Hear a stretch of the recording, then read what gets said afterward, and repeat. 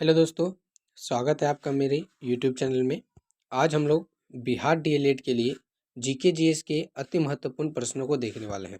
दोस्तों, जैसे कि आप जानते हैं, बिहार डीएलएड का एग्ज़ाम का डेट फाइनल हो चुका है। 30 मार्च से 28 अप्रैल तक आप विभिन्न पालियों में आपके एग्ज़ाम लिए जाएंगे और बिहार के विभिन्न क्षेत्रों में आपके सेंटर दिए जाएंगे। दोस्तों, तो शुरू करते हैं बिना समय गवाए आज का हम लोग का अपना प्रश्न। सबसे पहले दोस्तों, यदि आप हमारे यूट्यूब चैनल पर नए हैं तो चैनल को सब्सक्राइब कर इससे जुड़ जाइए और इसी तरह की वीडियो पाने के लिए लगातार चैनल पर बने रहिए।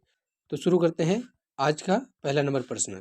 आज का आपका पहला नंबर प्रश्न है, उत्तरी ध्रुव में भारत की अनुसंधान केंद्र उत्तरी ध्रुव में भारत के अनुसंधान केंद्र का नाम क्या है? तो इसका सही उत्तर हो जाएगा दोस्तों हिमाद्री।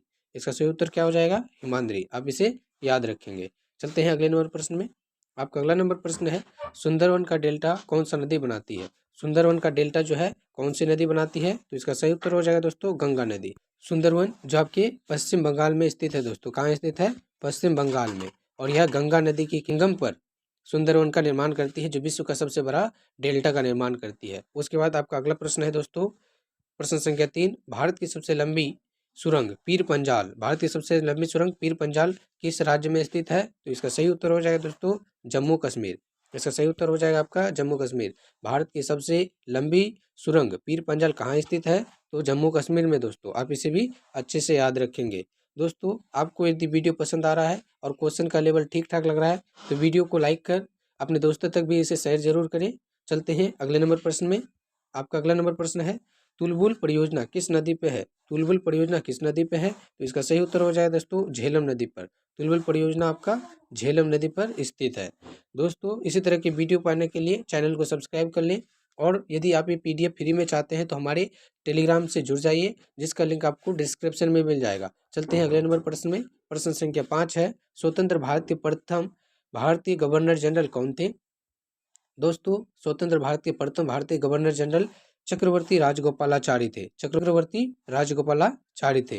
दोस्तों, यदि आपसे पूछा जाए कि किस भारतीय को सबसे पहले भारत रत्न मिला, तो सबसे पहले किस भारतीय को भारत रत्न मिला, तो उसका भी आंसर हो जाएगा चक्रवर्ती राजगोपालाचारी। हालांकि दोस्तों, चक्रवर्ती राजगोपालाचारी के साथ डॉक्टर सर्वपल्ली राधाकृष्णन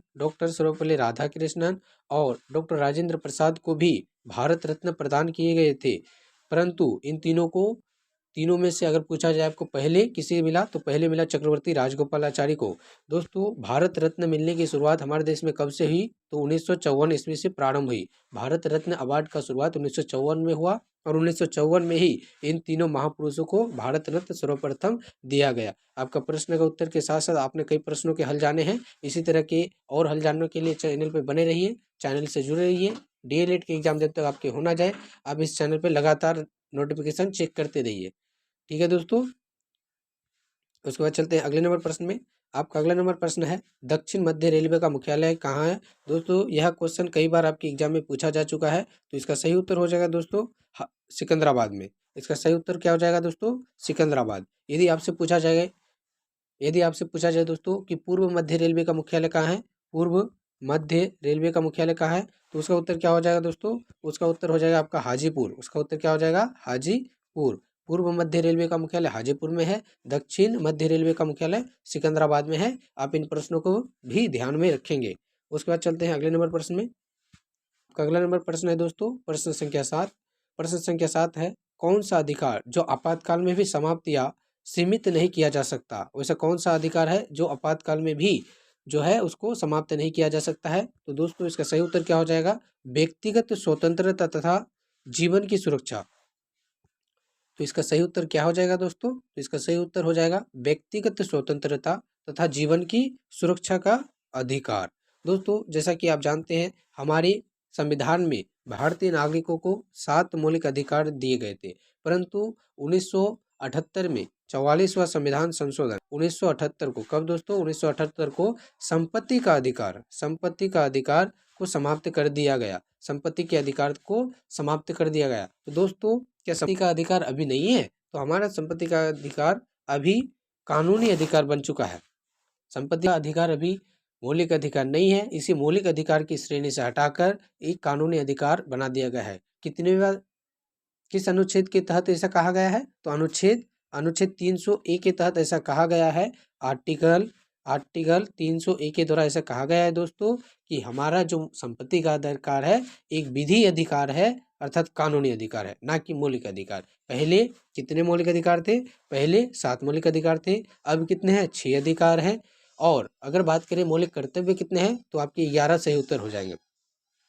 ठीक है दोस्तों, प्रारंभ में भारतीय संविधान में मौलिक अधिकार की व्यवस्था नहीं थी, इसे रूस के संविधान से लिया गया है। ठीक है, अभी वर्तमान में 11 मौलिक अधिकार है, आप इसे भी याद रखेंगे। चलते हैं अगले नंबर प्रश्न में। आपका प्रश्न संख्या 8 है, होंगहो नदी किस सागर में गिरती है? होंगहो नदी किस सागर में गिरती है? तो इसका सही उत्तर क्या हो जाएगा दोस्तों? इसका सही उत्तर हो जाएगा पित्त सागर में। इसका सही उत्तर पित्त सागर हो जाएंगे। आप इन प्रश्नों को भी ध्यान में रखेंगे। उसके बाद चलते हैं अगले नंबर प्रश्न में। अगला नंबर प्रश्न है, संविधान के किस अनुच्छेद द्वारा राष्ट्रपति को अध्यादेश जारी करने की शक्ति प्रदान करती है? संविधान के किस अनुच्छेद द्वारा राष्ट्रपति को अध्यादेश जारी करने की शक्ति प्रदान करती है? तो इसका सही उत्तर हो जाएगा दोस्तों अनुच्छेद 123। अनुच्छेद 123 द्वारा राष्ट्रपति को अध्यादेश जारी करने की शक्ति प्रदान करती है। ठीक है दोस्तों, राष्ट्रपति से संबंधित कुछ और तथ्यों को जानने की बात करें तो आप जान सकते हैं भारत में सुप्रीम कमांडर कौन होता है? तो भारत के राष्ट्रपति ही होते हैं। भारत के राष्ट्रपति ही होते हैं। भारत के प्रथम राष्ट्रपति कौन थे? तो डॉक्टर राजेंद्र प्रसाद थे। कौन थे दोस्तों? डॉक्टर राजेंद्र प्रसाद थे। और वर्तमान भारत के राष्ट्रपति कौन है? तो आपके द्रौपदी मुर्मू हो जाएंगे। यदि आपसे पूछा जाए कि भारत की प्रथम महिला राष्ट्रपति कौन थी, तो इसका सही उत्तर क्या हो जाएगा? प्रतिभा सिंह पाटिल इसका सही उत्तर हो जाएगा। उसके बाद दोस्तों, हमारे संविधान में राष्ट्रपति का वर्णन किस अनुच्छेद में कहा गया है? तो अनुच्छेद 53 में अनुच्छेद राष्ट्रपति का चर्चा किया गया है। यदि इससे रिलेटेड और कुछ बात, तो दोस्तों हमारे संसद का निर्माण किस किस से हुआ है? तो उसका आंसर क्या हो जाएगा? देखते हैं दोस्तों, उसका निर्माण 3 अंगों से हुआ है। हमारे भारतीय संसद का निर्माण 3 अंगों से हुआ है। किस किस से? तो एक राज्यसभा, लोकसभा और एक राष्ट्रपति से। दोस्तों राष्ट्रपति से मिलकर हमारे संसद का निर्माण होता है। यदि आपसे पूछा जाए कि संसद का वर्णन भारतीय संविधान में कहाँ है, तो 79 में, अनुच्छेद 79 में, राष्ट्रपति का अनुच्छेद 53 में, राज्यसभा का अनुच्छेद 80 में, लोकसभा का अनुच्छेद 81 में। ठीक है दोस्तों, आपने एक प्रश्न के साथ कितने प्रश्नों को यहाँ पर देखा है? तो दोस्तों इसी तरह के हल देखने के लिए आप हमारे चैनल को अभी तक सब्सक्राइब नहीं किए हैं तो चैनल को सब्सक्राइब कर इससे जुड़ जाइए दोस्तों, क्योंकि कॉम्पिटिटिव के ज़माने में आपको एक प्रश्न के साथ कई प्रश्नों का जानना बहुत ही अनिवार्य है, नहीं तो आपका कट ऑफ लेवल बहुत ही नीचे गिरा हुआ रह जाएगा। चलते हैं प्रश्न संख्या 10 में। और आपको यदि हमारी मेहनत और वीडियो पसंद आ रही है तो चैनल को लाइक भी करके इसे अपने दोस्तों तक शेयर जरूर कीजिए।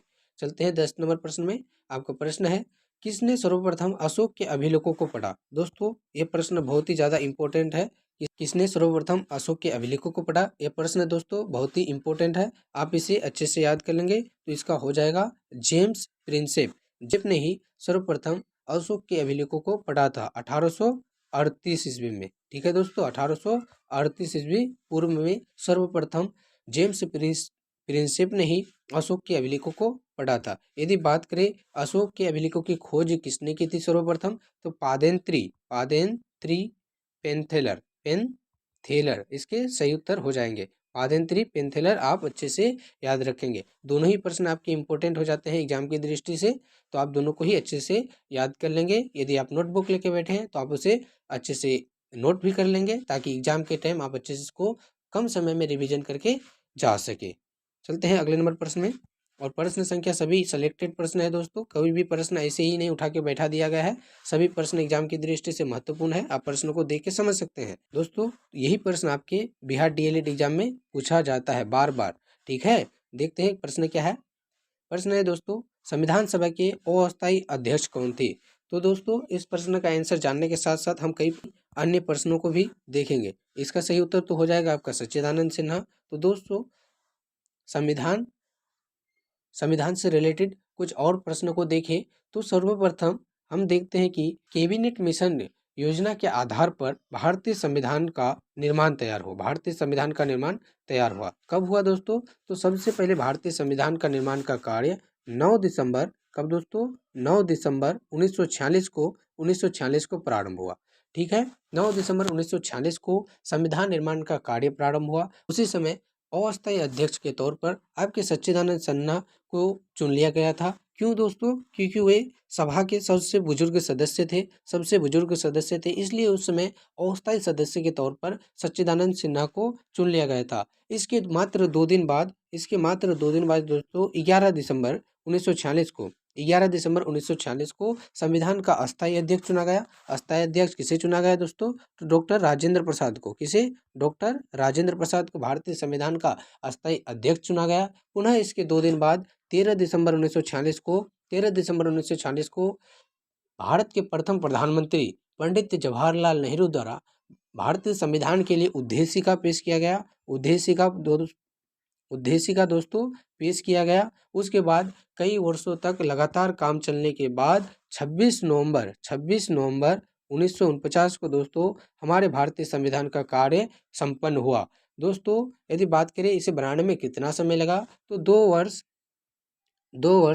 11 माह और 18 दिन का समय लगा था। और अंततः 26 जनवरी 1950 को इसे लागू कर दिया गया। उसके बाद भारत एक गणतंत्र कहलाया। ठीक है दोस्तों, यदि आपको वीडियो पसंद आ रही है तो वीडियो को लाइक अवश्य करें। इसके लिए आपका तहे दिल से आभार। उसके बाद चलते हैं अगले नंबर प्रश्न में। आपका अगले नंबर प्रश्न है, बांदीपुर प्रोजेक्ट टाइगर रिजर्व किस राज्य में स्थित है? बांदीपुर प्रोजेक्ट टाइगर रिजर्व दोस्तों यहाँ देख सकते हैं आप, बांदीपुर टाइगर प्रोजेक्ट रिजर्व किस राज्य में स्थित है? तो इसका सही उत्तर हो जाएगा कर्नाटक। इसका सही उत्तर क्या हो जाएगा दोस्तों? कर्नाटक इसका सही उत्तर हो जाएगा। बांदीपुर टाइगर रिजर्व कर्नाटक राज्य में स्थित है। उसके बाद चलते हैं अगले नंबर में। आपका अगला नंबर क्वेश्चन है, उच्चतम न्यायालय की पहली महिला न्यायाधीश कौन थी? उच्चतम न्यायालय की पहली महिला न्यायाधीश कौन थी? तो इसका सही उत्तर हो जाएगा दोस्तों फातिमा बीबी। फातिमा बीबी इसका सही उत्तर हो जाएगा। यह भी क्वेश्चन आपके डीएलएड एग्जाम के लिए अति महत्वपूर्ण है। उसके बाद चलते हैं अगले नंबर प्रश्न में। आपका अगला नंबर प्रश्न है, भारत का कौन सा राज्य सबसे अधिक राज्य की सीमाओं को स्पर्श करती है? सबसे अधिक सीमाओं को स्पर्श करने वाले राज्य कौन है? तो है आपका उत्तर प्रदेश। सबसे अधिक राज्य की सीमाओं को स्पष्ट करने वाला जो राज्य है भारत का वो है उत्तर प्रदेश। उत्तर प्रदेश में अभी वर्तमान समय में सर्वाधिक जनसंख्या भी उत्तर प्रदेश में ही है दोस्तों। भारत में यदि बात करें कि भारत में सर्वाधिक जनसंख्या किस राज्य की है, तो भारत में सर्वाधिक जनसंख्या अभी भारत के उत्तर प्रदेश राज्य का ही है। आप इसे भी याद कर लेंगे।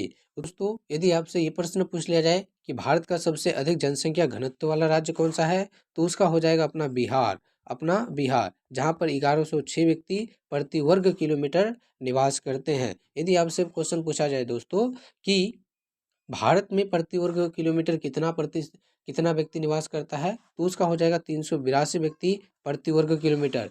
भारत में सबसे अधिक जनसंख्या तो बिहार राज्य में है। भारत का प्रति वर्ग किलोमीटर व्यक्ति निवास करता है 382। और दोस्तों यदि आपसे पूछ लिया जाए कि भारत का सबसे कम जनसंख्या घनत्व वाला राज्य कौन है, तो उसका हो जाएगा अरुणाचल प्रदेश, जहाँ पर मात्र 17 व्यक्ति प्रति वर्ग किलोमीटर निवास करते हैं प्रति किलोमीटर। ठीक है दोस्तों, तो आप इन सभी प्रश्नों को याद रखेंगे। उसके बाद चलते हैं अगले नंबर प्रश्न में। आपका अगला नंबर प्रश्न है दोस्तों, भारत में कोयला प्रचुर मात्रा में कहाँ पाया जाता है? भारत में कोयला प्रचुर मात्रा में कहाँ पाया जाता है? तो इसका सही उत्तर हो जाएगा गोंडवाना क्षेत्र में। गोंडवाना क्षेत्र में भारत में सबसे अधिक कोयला की मात्रा पाई जाती है। दोस्तों यदि आपसे पूछा जाए कि भारत में किस प्रकार की कोयला सबसे अधिक मात्रा में पाई जाती है, तो इसका सही उत्तर हो जाएगा बिटुमिनस। दोस्तों आप जानते होंगे कि कोयला 4 प्रकार के होते हैं, एंथ्रासाइट, बिटुमिनस, लिग्नाइट और पिट, जिसमें एंथ्रासाइट जो होता है सर्वोत्तम कोयला का प्रकार होता है। एंथ्रासाइट दोस्तों सर्वोत्तम कोयले का प्रकार होता है। परंतु भारत की बात करें कि भारत में सबसे अधिक कौन सा कोयला मिलता है, तो इसका सही उत्तर क्या हो जाएगा दोस्तों? बिटुमिनस। इस प्रकार आप प्रश्नों को याद करने की कोशिश करेंगे। और जो प्रश्न अभी तक आपको याद नहीं हुए तो उसको 1-2 बार लिख लेंगे, आपको याद हो जाएंगे। और वहाँ आपको ऑप्शन देख के बहुत ही कन्फ्यूजन दूर हो जाएगा और आप अच्छे से टिक लगा के कन्फर्म होके आ पाएंगे। सिर्फ आपको वीडियो को 1-2 बार देख लेना है, आपको लंबे समय तक याद रह जाएगा जब तक आपका एग्जाम निकल जाएगा। ठीक है दोस्तों। उसके बाद अगला नंबर प्रश्न है प्रश्न संख्या 16, सरदार सरोवर परियोजना किस राज्य से संबंधित है? सरदार सरोवर परियोजना किस राज्य से संबंधित है? तो इसका सही उत्तर हो जाएगा दोस्तों गुजरात। इसका सही उत्तर क्या हो जाएगा? गुजरात। उसके बाद चलते हैं अगले नंबर क्वेश्चन में। आपका अगला नंबर क्वेश्चन है, सूर्य पृथ्वी का चक्कर लगाती है। सूर्य पृथ्वी का चक्कर लगाती है, यह बात हम लोग बचपन से पढ़ते आ रहे हैं, परंतु इसको सबसे पहले कहा किसने था? तो इसका सही उत्तर हो जाएगा कोपरनिकसन।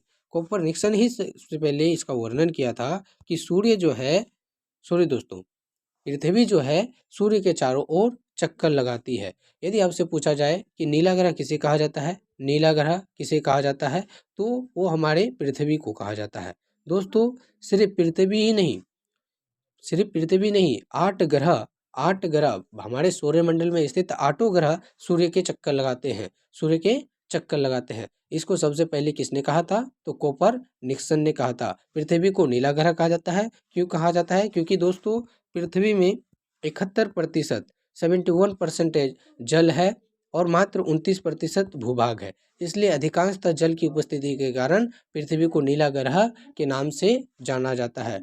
उसके बाद दोस्तों पृथ्वी के उपग्रह की बात करें तो चंद्रमा, पृथ्वी का उपग्रह क्या हो जाएगा दोस्तों? उपग्रह चंद्रमा इसका सही उत्तर हो जाएगा। पृथ्वी के उपग्रह चंद्रमा हो जाएंगे। पृथ्वी को नील ग्रह कहा जाते हैं क्योंकि पृथ्वी में 71% जल की मात्रा है और सूर्य का चक्कर लगाती है पृथ्वी। इसको सबसे पहले स्पष्टता या सत्यापित कोपरनिकसन ने किया था। उसके बाद चलते हैं प्रश्न संख्या 18 में। प्रश्न संख्या 18 है आपका, भगवान बुद्ध को ज्ञान की प्राप्ति कहाँ पर हुई थी?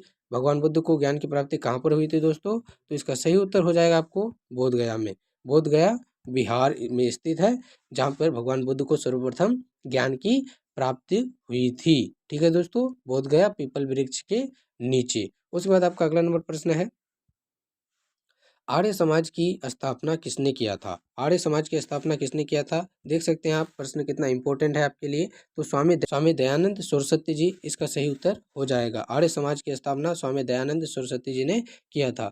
उसके बाद आज का अंतिम प्रश्न और प्रश्न संख्या 20 दोस्तों, जो आपको होमवर्क के तौर पर दिया जाता है, जिसका जवाब दोस्तों आप कमेंट बॉक्स के माध्यम से हमें देंगे।